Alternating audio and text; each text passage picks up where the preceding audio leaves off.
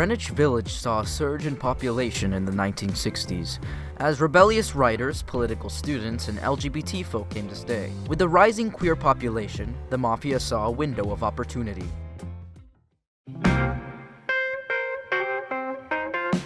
Stonewall Inn opened in 1966, selling watered-down drinks and bribes to local police. The homeless and impoverished queer youth of Christopher Street found a home. Raids were frequent at Stonewall, but usually things ended easily.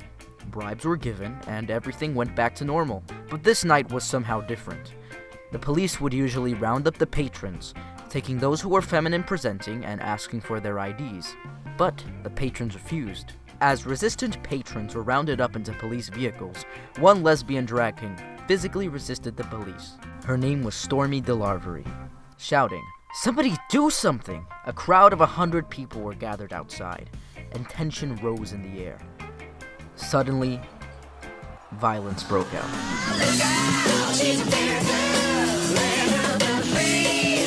The queens, gay men, lesbians, and trans patrons began a violent backlash against the police. Notable trans women and drag queens like Marsha P. Johnson stood at the front lines, escalating the uprising. Although many say Johnson began the riots, she states herself that she actually came around 2 a.m., after the fire had already broken out.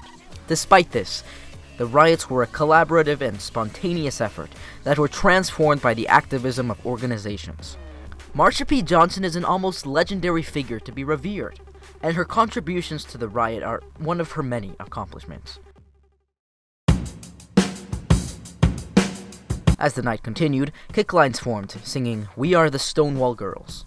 Craig Rodwell, a longtime activist and owner of the Oscar Wilde Memorial Bookshop, saw the riots from his window and wanted to make sure this riot was not lost among the numerous other LGBT+ riots. He called local papers, making sure the event was gaining coverage. This ensured that the second night would bring more attendance. Papers like the New York Post and the New York Times covered the riots. The walls of Stonewall were covered in written words like "gay power." Hundreds of bystanders turned into thousands, with other radical groups showing their solidarity, such as the Black Panthers and Students for a Democratic Society. Craig Rodwell and his partner Fred Sargent began to pass out thousands of leaflets to show that LGBT+ activism was not a one-time event. Marsha P. Johnson climbed onto a lamppost and smashed a police car with her handbag. To some, like Johnson and Rodwell, this display of fierce passion was a good thing for the community. But longtime activist groups like the Mattachine Society saw it as a step back. Mattachine was not necessarily a group that advocated for queer people to go into hiding, but instead that queer people should be assimilated. They saw Stonewall as the opposite of that. Mattachine's message was in contrast to the new generation of queer activists. While Mattachine members were mostly white gay men, many younger activists were people of color, impoverished, and trans. The new activists didn't really have experience with assimilation, and had nothing to lose. They demanded liberation from the norm, not assimilation into it. Randy Wicker once stated, "Screaming queens forming chorus lines and kicking went against everything that I wanted people to think about homosexuals, that we were a bunch of drag queens in the village, acting disorderly and tacky and cheap."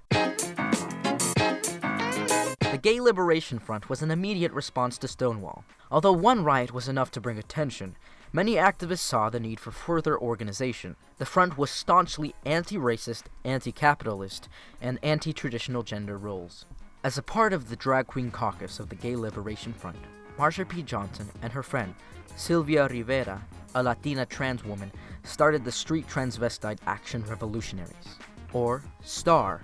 They fought for the street queens and marginalized members of the community, those whose identities and expression were not able to be hidden.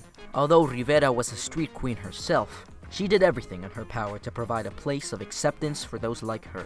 The Gay Liberation Front wanted to focus on a broader array of issues than just gay rights. Meetings were disorganized, and the work was sometimes unclear. Thus, some disillusioned members formed the Gay Activist Alliance, which focused specifically on the LGBT community and took a more confrontational approach to its activism. The annual Reminders in Philadelphia were yearly demonstrations on gay rights that had been going on since 1965. Craig Rodwell, a frequent demonstrator, proposed that the Reminders should be moved to New York, and that they should rename it Christopher Street Liberation Day.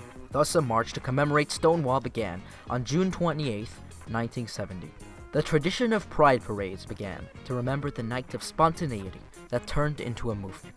Stonewall is not important because of the fires, the bricks, or the shot glasses. It was important because it made queer people believe that they could have a voice. It wasn't the work of one man, woman, or person. It was a collaboration of many voices.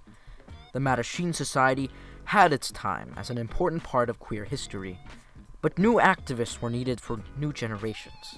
Stonewall was the catalyst for these new activists. It really isn't as simple as who threw the first brick or who was there. The important part of it was what the community did after, in the age of gay liberation.